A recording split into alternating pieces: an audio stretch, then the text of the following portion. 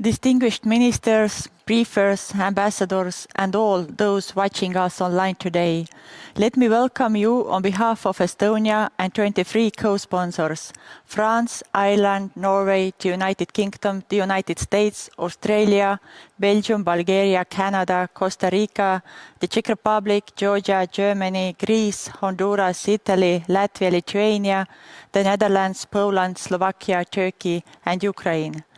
Such a large number of co-sponsors clearly demonstrates that unfolding tragedy in Crimea is a grave concern for all countries all over the world.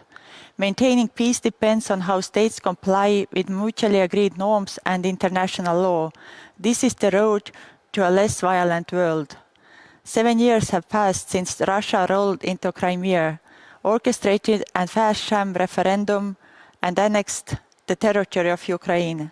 The takeover of Crimea by Russia in February 2014 was not just a tragedy for Ukraine, it was a watershed moment for the entire post-World War II international order.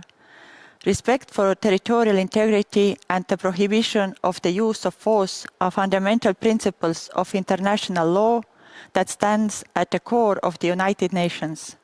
Today's meeting will focus on the deterioration of human rights situation in Crimea, Russia's massive military buildup in the region, and economic and environmental decline on the ground. Today, we give voice to those who have been suppressed, silenced, and harassed. Our distinguished briefers will give a valuable contribution to the discussion thanks to their expertise, knowledge, and personal engagement. Allow me now to make some organizational remarks. We have 38 speakers today, including 7 ministers and 6 vice ministers. There will be a keynote speech by Ms. Ilse Brands-Keris, Assistant Secretary General for Human Rights.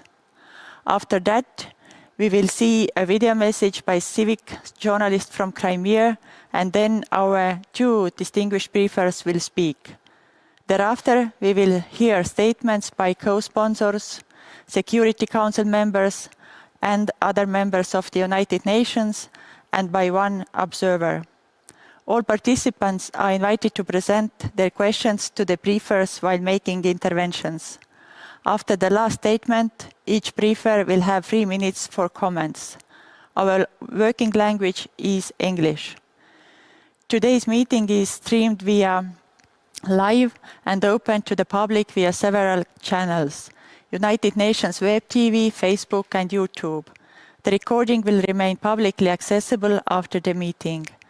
We will post the full version of your statements online. Please be so kind and send them to the email address you are seeing on the screen.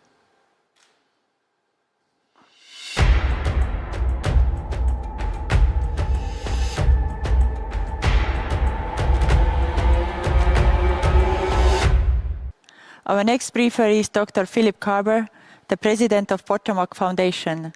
During the Cold War, Dr. Karber served as a strategy advisor to the United States Secretary of Defense and external arms control advisor to the Prime Minister Margaret Thatcher. After the illegal annexation of Crimea, Ukrainian government invited Dr. Karber to serve as an independent observer of the conflict. Between 2014 and 2019, he made 32 trips to evaluate militarization in Crimea. Please, Dr. Karber, the floor is yours. Thank you, Your Excellency. Very gracious introduction. I was asked to address the increasing militarization of Crimea by Russian military forces and the resulting security challenges for the Black Sea region. Since January 2014, Russia has significantly increased its military forces in Crimea and back them up with a major redeployment in the adjacent areas. Everyone's entitled to their own opinion, but they're not entitled to their own facts. Due to the short time available for this summary, I've prepared a series of maps and empirical data on force levels that I'll show here and will be on the website for those who value details and the specifics. For those who would dispute my facts, my response is simple. Match it with your own detailed force and deployment data. Then we can talk about it. My comments are organized around 3 topics. First, the military invasion of Crimea. The occupation of Crimea was not an indigenous revolt, but a foreign invasion. This is not the place to go into a detailed chronology, but the sequence of events is telling. In summer 2013, while negotiating the future naval base rights of Russia in Crimea, the Russian Federation pressured Ukraine not to move towards the EU, but to join their economic sphere. A coercion that produced the pro-European Maidan protests, which grew into a mass movement, literally threatening the government.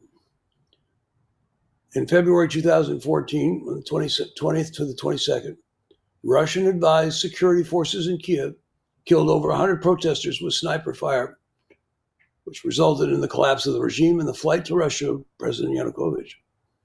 4 days later, Russian subversives and fellow travelers, backed up by little green men, began taking over Ukrainian government and military facilities in Crimea, followed by a suspect election, along with suppression, arrest, and even assassination of opposition leaders.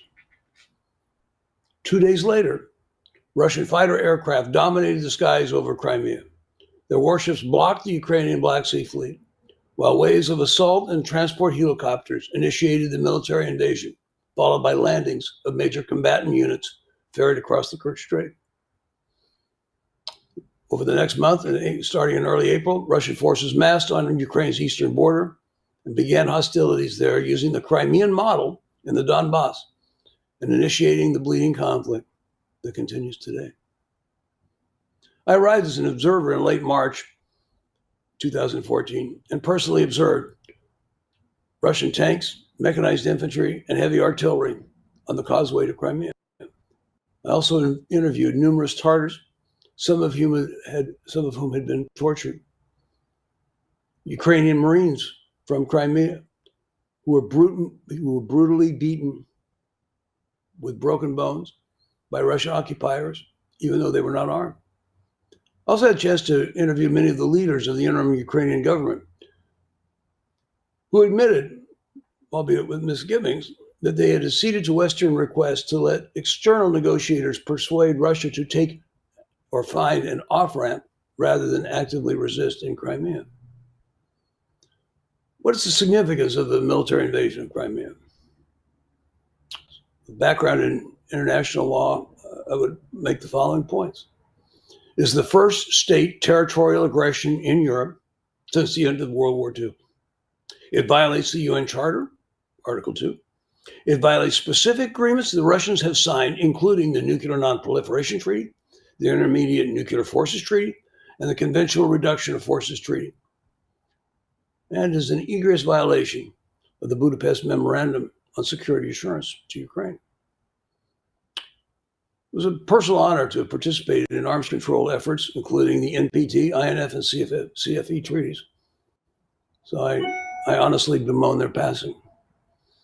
But the Budapest Memorandum is all too conveniently forgotten. And it's worth remembering because it has an onerous implication for the international system in the future. With the collapse of the Soviet Union, Ukraine became an independent state and found themselves with 1,272 strategic warheads and 2,500 theater and tactical nuclear weapons. The new Ukrainian government did not want to be a nuclear power, but was concerned if they gave them all up, they could be bullied by their nuclear neighbor. As a result, Russia, Britain, and the United States all declared that in exchange for Ukraine surrendering those nuclear weapons, they would neither threaten the use of weapons nor impinge on Ukrainian territory or sovereignty. When confronted with blatant Russian violation, the US and UK were asked for help. But, at least for us, not willing to confront the Russians directly, the response was tepid. The response, we promised not to threaten or invade you. We didn't say we would help to defend you. Now, those listening, ask yourself, what future countries will remain in the Nuclear Non-Proliferation Treaty in the face, when feeling threatened, in the face of such hollow security guarantees? My point number 2, the Russian buildup in Crimea. My second map gives a lot of the details. I'd like to highlight that between 2014 and 2020, Russian forces introduced 850 major combatant systems, a six-fold increase in the weapons deployed on Crimea. 20,000 troops, a couple hundred tanks, more than 300 armored vehicles, 250 tubes of artillery, 70-some additional combat aircraft. But it's not just the presence of the forces, but their activities, particularly field exercises and the actual use of force, that should raise concern not only for the countries in the region, but for the entire international community, to mention only a few. The Kavkaz exercise of 2016, where amphibious and air assault offensives were staged from Crimea and included the deployment and firing of surface-to-surface nuclear-capable missiles. Zapad 2017, a massive exercise covering all Russian forces from the North Cape of Norway to the Black Sea in a presumed war with NATO, involving a practiced invasion of the Baltic region. But it also included offensive participation by Crimean forces, as well as the Russian-led and trained, equipped Donbass units. And it ended with President Putin on television, smiling and pushing the nuclear button. The 2020 Kavkaz exercise, large-scale maneuvers opposite Ukraine in the Black Sea, involving 5 armies, 3 air armies, a dozen airborne air assault and special ops units to rehearse, quote, the localization of armed conflict, with participation from Armenia and Russian-occupied Georgia. And this is not the end. Several weeks ago, Russia announced another massive anti-NATO exercise called Zapad 2021 to be held this coming summer. The international community should also start focusing on indications and evidence of Russian reintroduction of nuclear weapons into Crimea. Ostensibly withdrawn in the 1990s, there's evidence of renewed activity at the Theodosia 13 nuclear storage site. Reports of SS-26 Iskander surface-to-surface missiles appearing in Crimea for at least a temporary deployment and then disappearing back over the Kerch Strait Bridge. Very similar to the Russian actions in Kaliningrad and the Baltics over the last decade, bringing them in, taking them out. As well as the deployment of strategic Tu-22 bombers and dual-capable strike aircraft using Crimean airfields and flying over the Baltic, as well as the potential arming of no less than 16 Russian naval combatants equipped with the dual-capable Kalibr missiles. Point number 3. Russian forces in Crimea and the instability of the Black Sea region. The deployment and use of Russian forces in and around the Black Sea is a serious threat to peace. It represents the continuing threat of full-scale invasion of eastern Ukraine, as well as destabilizing the delicate military balance in the Black Sea. The war in Ukraine's Donbass region cannot be separated from Crimea. It has already cost 13,000 lives, 40,000 seriously injured, and 1.5 million people displaced from their homes. It is not a frozen conflict. It's a bleeding conflict. Moreover, an offensive breakout there along the southern coast offers the high payoff land link to Crimea. The presence of thousands of Russian troops and their command of 9 mechanized brigades on Ukraine's eastern territory, combined with the air assault and amphibious forces of the 22nd Corps in Crimea, pose an omnipresent offensive threat. Further Russian use of force to impede Ukrainian access to the Sea of Azov, where they use their air special forces and naval to shoot up Ukrainian ship transports, and threats to expand the occupation of Crimea to the Kherson region of Ukraine under the guise of access to fresh water for humanitarian reasons from the Dnieper River are just examples of hotspots that could produce much greater conflagration. But this threat is not limited to Ukraine. The continuing presence of Russian peacekeeping forces in Transnistria do not stabilize Moldova. Both Bulgaria and Romania have been deeply concerned, and that's forced NATO to respond with at least symbolic forces to aid them.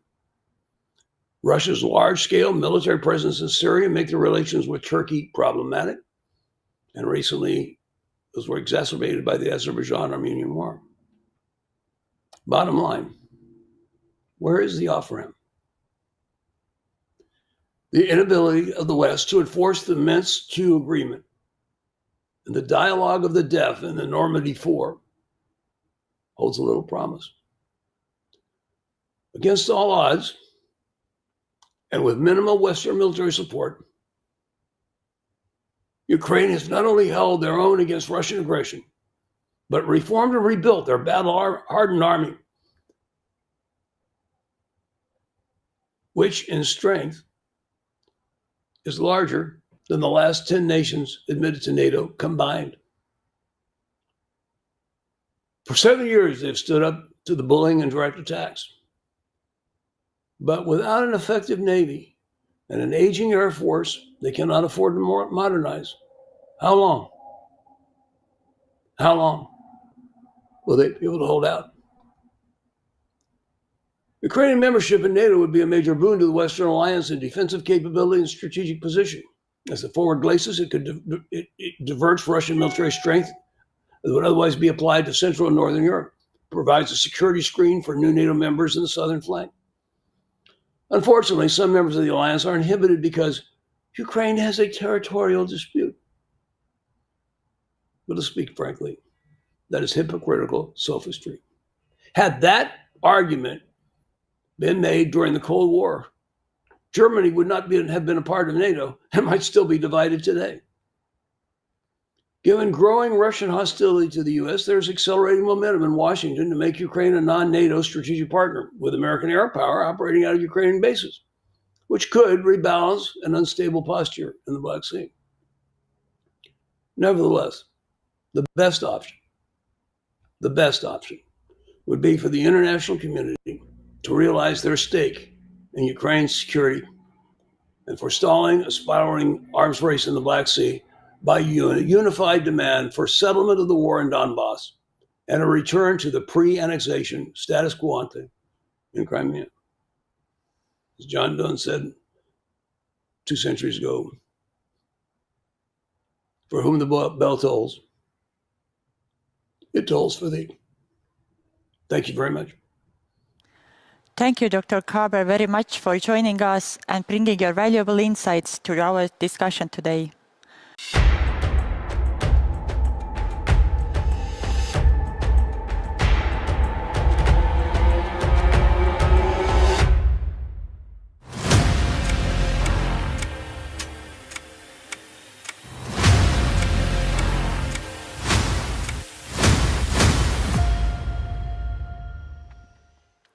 Next speaker is Russia.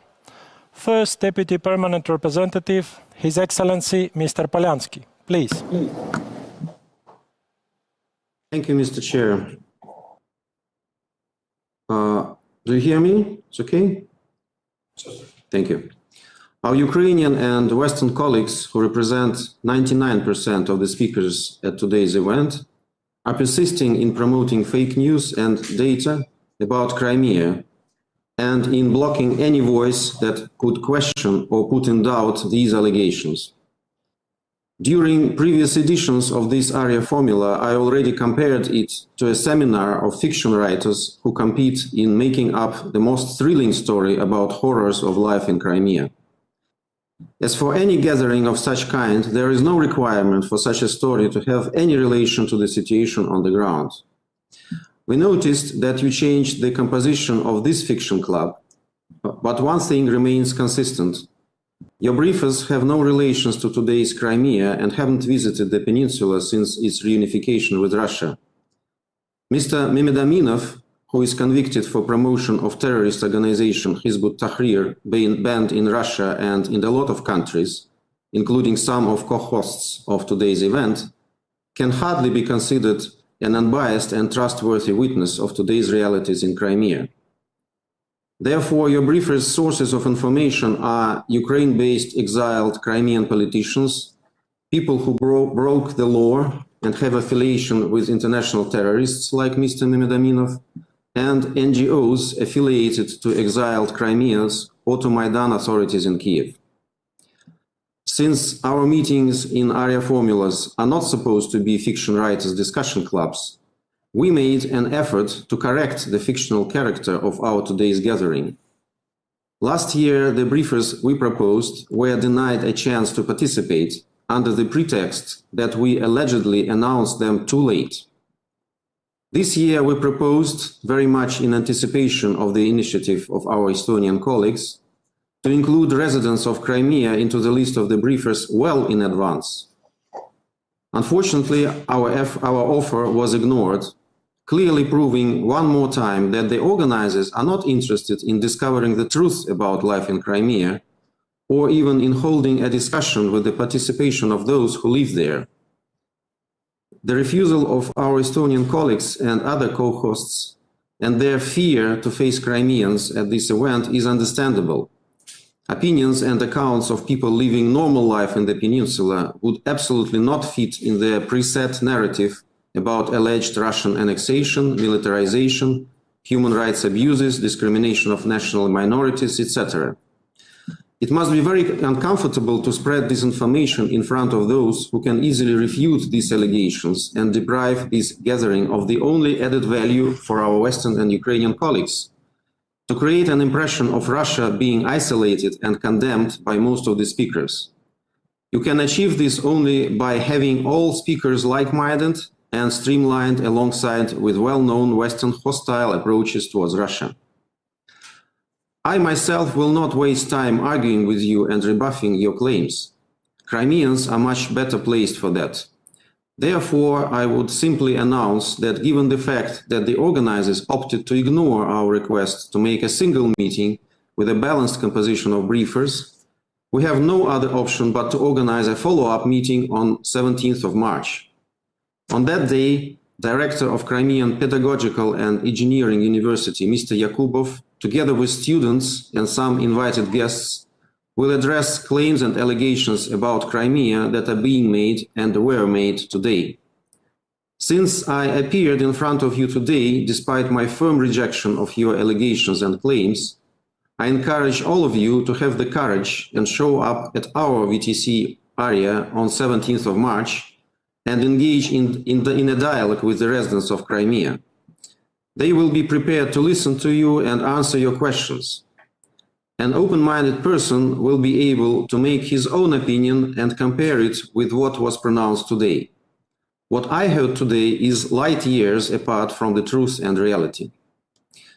To conclude, I want to reassure you that I would advise everybody who comes to Crimea to get acquainted with the claims and ridiculous allegations that were pronounced today, just to see how far from reality and irrelevant they are.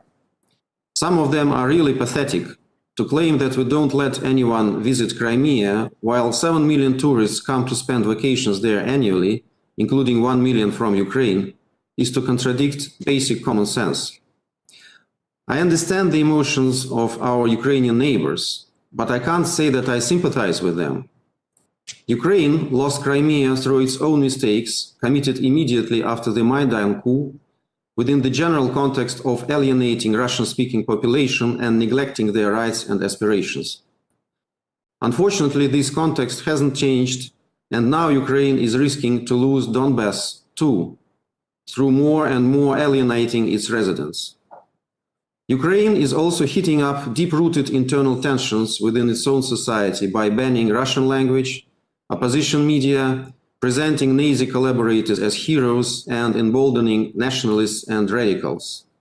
This is a suicidal path, and our Western colleagues are to a large extent to blame for this ongoing tragedy.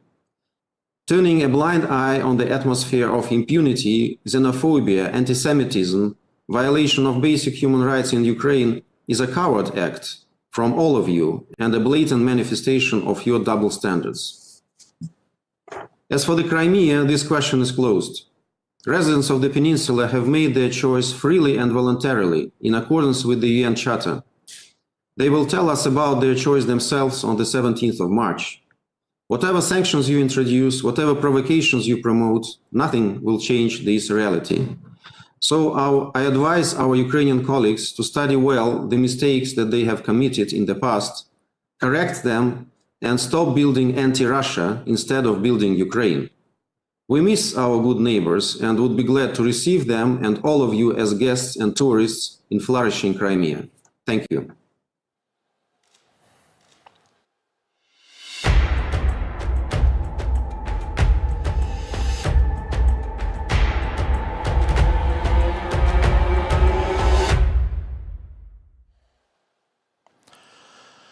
Excellencies, ladies and gentlemen, this brings us to the last section of our debate today. It is my honor to give the floor back to our distinguished briefers for their additional comments. Please limit yourself to 3 minutes. Let us start with Dr. Phillip Karber, followed by Ms. Maria Tomac. Dr. Karber, please, the floor is yours. Thank you. Well, first, I'd like to respond to the Russian minister. He seemed to object to what was said by the briefers. In my case, I would encourage them for their meeting in March to present their own data. So if you don't like mine, show us where your military forces are. And you don't like the numbers, adjust them, tell us what they really are. And if one wants to establish veracity, then how about inviting international inspectors to Feodosia, and so that we can understand that nuclear weapons aren't being deployed there, even though they're rebuilding the facility. It's a way of establishing their credibility. It's a true honor to have been here today, and to also hear the extent of the solidarity of many of the sponsors and members of the United Nations. I would add 2 comments to it, and not to take away from anything that's already been said, but first of all, I think it's right that there was attention and continuing attention given to the plight of Crimea. But having spent 182 days in the combat zone in the Donbass, I would say that for all the horrors that are going on in Crimea, they pale in comparison to the impact of war. And as I said several times earlier, Crimea and the Donbass are inextricably linked, both militarily and politically. And so I think it's important not to take our eye off of what's really going on in the Donbass. It is also a humanitarian disaster on both sides of the conflict line. My last point is really related to we have a tendency, I think, to talk about humanitarian over here and military buildup over here as if they're related in geography, but not really intellectually or analytically. If you think about it, war is the penultimate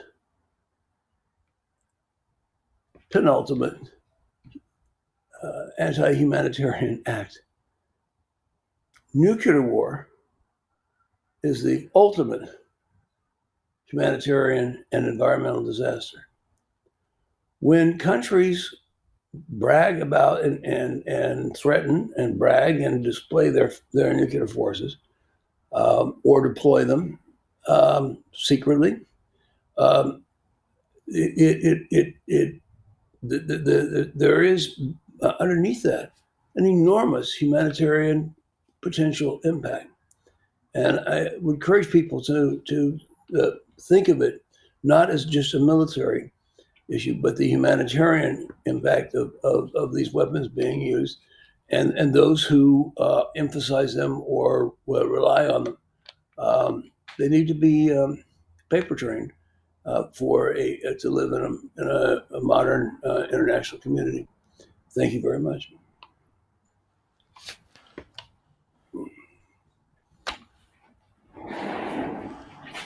Thank you.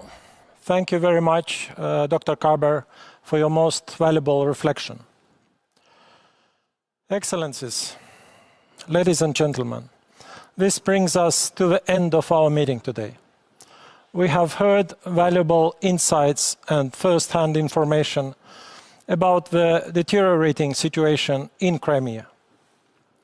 Our meeting today clearly demonstrated that Russia's illegal annexation of Crimea and continued violation of human rights must stop.